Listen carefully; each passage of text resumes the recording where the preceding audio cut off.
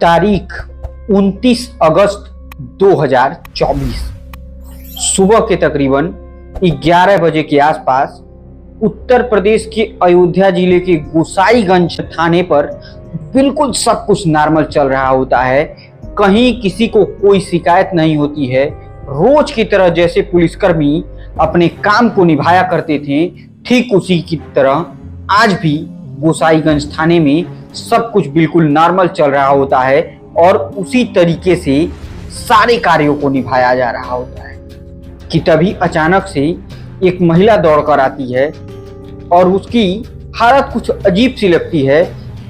पहले नज़र में जब पुलिस वाले देखते हैं तो उन्हें ऐसा लगता है कि इस महिला का किसी से छोटा मोटा झगड़ा हो गया है और वो व्यक्ति या तो इस महिला को मार दिया है, या तो उसने इस महिला को गाली दिया है, या तो कुछ अजीब तरीके का इस महिला के साथ हरकत हुआ है, जिसकी वजह से ये महिला इस तरीके की हाँफती हुई और आंखों में आंसू लिए इस थाने पर पहुंचती है।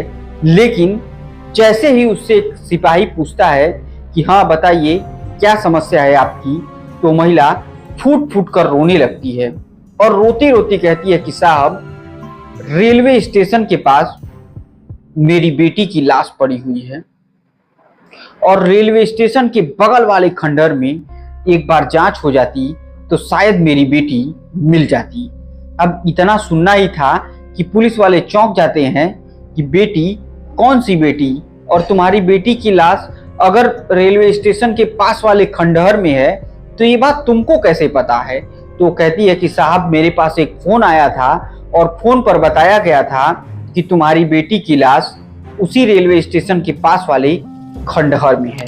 अब इतना सुनना ही था कि पुलिस वाले चौंक जाते हैं। आनन फानन में आला जो अधिकारी होते हैं उस थाने की, वो निर्देश देते हैं कि एक टीम बनाई जाए। उस टीम में एक दरोगा जी रहते हैं और सारे लोग मिल करके उस जगह पर जाने का फैसला लेते हैं जिस जगह पर अपनी बेटी के लिए इस महिला ने बताया था कि रेलवे स्टेशन के खंडहर के बगल में उसकी लाश पड़ी हुई है। सारे लोग तैयार हो जाते हैं और गाड़ी अब रेलवे स्टेशन की तरफ बढ़ जाती है। नमस्कार दोस्तों, मेरा नाम आर्यन मिश्रा है और जुर्म के वर्चस्व की कहानी में आज की कहानी कुछ ऐसी होगी, यकीन मानिए दोस्तों, कि आप प्यार करने से पहले 50 बार सोचेंगे।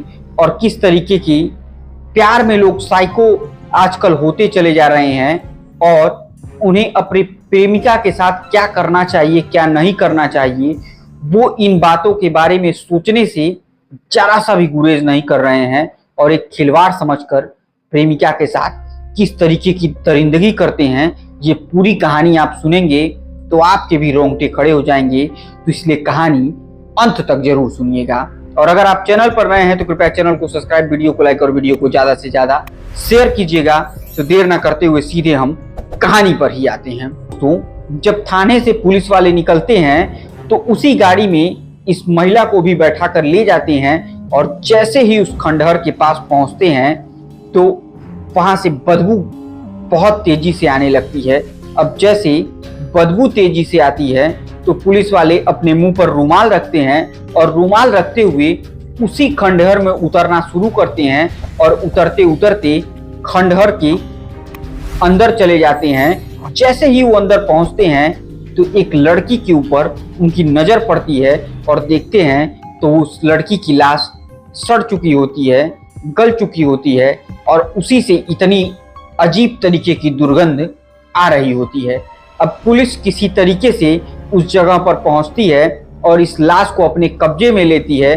फिर इस लाश का पंचनामा कराया जाता है और उसके बाद इस लाश को पोस्टमार्टम के लिए भेज दिया जाता है।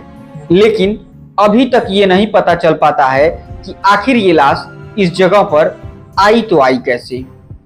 जब ये पोस्टमार्टम पर जाता है तो पोस्टमार्टम रिपोर्ट जब सामने निकल कर आती है तो पता चलता है कि आज 29 अगस्त से पहले, यानी आज से तकरीबन 9 दिन पहले 20 अगस्त को इस लड़की का गला घोंटकर हत्या कर दिया गया है। अब पुलिस भी इस सोच में पड़ जाती है कि कोई व्यक्ति इस बात की सूचना देता है, आखिर कौन ऐसा था, इस लड़की का किसी व्यक्ति से कौन सी ऐसी गहरी दुश्मनी थी जिसकी वजह से उसने इसकी हत्या कर दी, वो भी गला घोट करके। और अगर हत्या भी की तो क्या इस खंडहर में ही इस लड़की को मारा गया था या किसी और जगह इस लड़की का हत्या करके इसे इस खंडहर में लाकर फेंक दिया गया था। इन तमाम तरीके की सवाल पुलिस के जहन में चल रहे होते हैं और जैसे ही उस लड़की के कपड़ों को उसके माँ को दिखाया गया जाता है तो वो चीख चीख कर रोती है और कहती है कि हाँ, मेरी बेटी सविता यही थी और इसके साथ न जाने ऐसा कैसे हो गया। और माँ का दिल तो माँ का दिल ही होता है, वो रो रो करके उसका वो बुरा हाल हो जाता है जिसके बारे में किसी ने सोचा भी नहीं था। और अब पुलिस के सामने इस केस को सुलझाना एक बहुत बड़ी पहेली बन चुकी होती है, क्योंकि उस जगह पर ना कोई सबूत, ना किसी के आने जाने का फुटप्रिंट, ना कोई ऐसी घटना जिसकी वजह से लगे कि इस लड़की के साथ कुछ गलत किया गया है। तो हर तरीके से उस लड़की के पास से कहीं से कोई सबूत नहीं मिल रहा होता है, लेकिन पुलिस को किसी भी कीमत पर अपराधी तक पहुंचना भी था। अब पुलिस ने उस लड़की की मां को बुलाया और पूछना शुरू किया कि आप ये बताइए कि आखिर आपके पास फोन किसने किया था कि आपकी लड़की उस खंडहर में है। तो बताती है कि मेरी लड़की के ही मोबाइल नंबर से फोन आया था। अब पुलिस इस पर और चौंक जाती है कि जब 20 तारीख को पोस्टमार्टम रिपोर्ट के अनुसार इस लड़की की मौत हो चुकी होती है तो 29 तारीख को इसी लड़की के नंबर से फोन कैसे आ जाता है। अब पुलिस उस नंबर को लेती है और सर्विस लॉन्च पर लगाती है, लेकिन यहाँ वो फेल हो जाती है क्योंकि उस लड़की का वो नंबर स्विच ऑफ आ रहा होता है। अब पुलिस को और कुछ समझ में नहीं आता है। फिर पुलिस इस लड़की की कॉल डिटेल निकलवाती है और जब कॉल डिटेल निकलवाती है तो इसमें एक लड़के का नाम निकलकर सामने आता है, जिस लड़के का नाम होता है दीपक कुमार। और दीपक कुमार का जब नाम सामने आता है तो पुलिस देखती है कि इस लड़की से दीपक कुमार का कुछ दिनों से काफी ज्यादा बातचीत हो रही थी और भी नंबरों पर हो रहा था, लेकिन दीपक कुमार से कुछ विशेष तौर पर बातचीत हुआ था।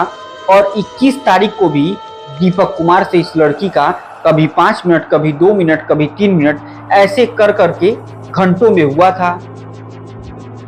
अब इन पूरी बातों को पुलिस समझने की कोशिश करती है और दीपक के नंबर पर पुलिस फोन मिला देती है। अब जैसे ही दीपक के नंबर पर फोन आता है तो उससे पूछा जाता है कि क्या तुम किसी सविता नाम की लड़की को जानते हो। तो वो सीधे कहता है कि नहीं, मैं तो किसी सविता नाम की लड़की को तो नहीं जानता हूँ, क्यों, क्या हुआ बताइए। तो पुलिस कहती है कि ठीक है, जब नहीं जानते हो तो फिर क्या बताना।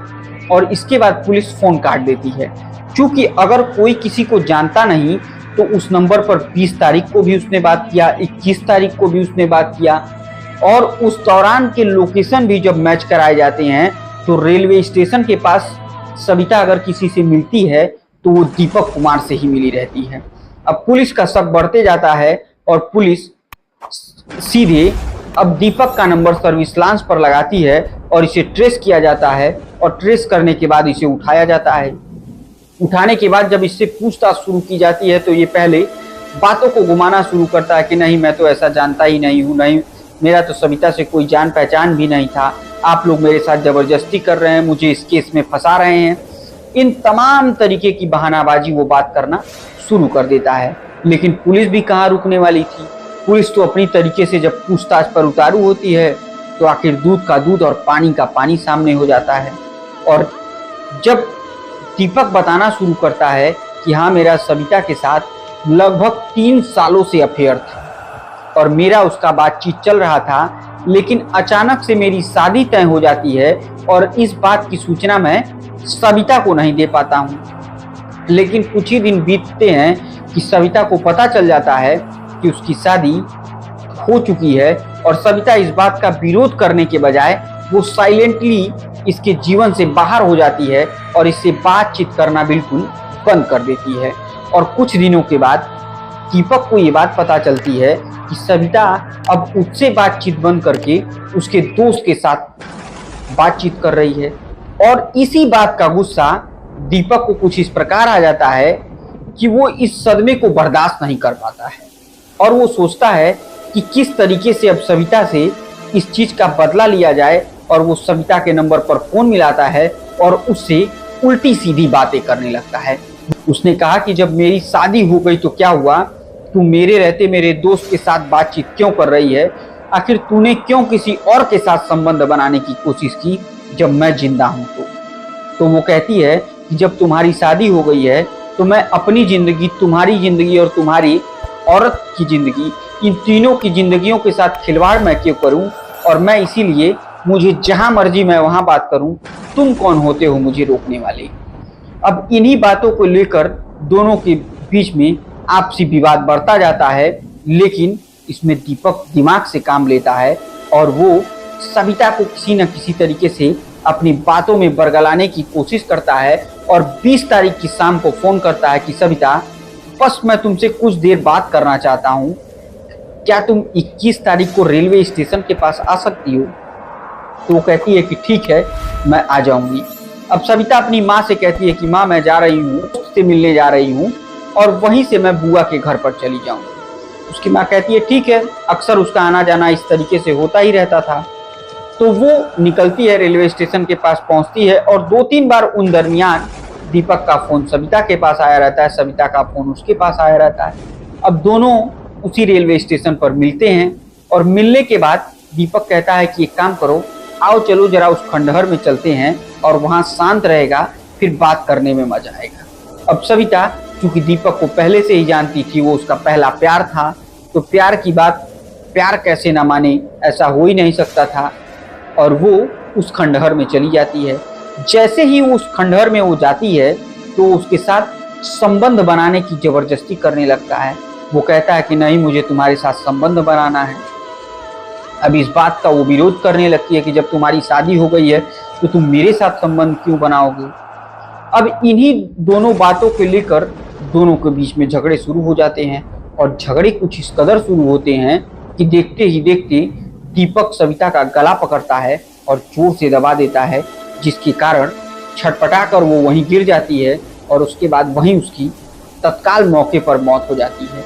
उसके बाद हर उन सबूतों को मिटाना शुरू करता है दीपक, जिससे वो पकड़ा जाए, चाहे वो फुटप्रिंट हो, चाहे कोई भी उसे अपने हाथ से मिटाते हुए, क्योंकि धूल रहता ही है, वहां से बाहर निकलता है, लेकिन साथ साथ सविता का मोबाइल भी लेकर चला जाता है और वो 21 तारीख से 29 तारीख के बीच में ये गीत देखता है कि कौन कौन लोग सविता के नंबर पर कॉल करते हैं, किसका किसका किस तरीके से मैसेज आता है, इन सारी चीज़ों को ऑब्जर्व करता है।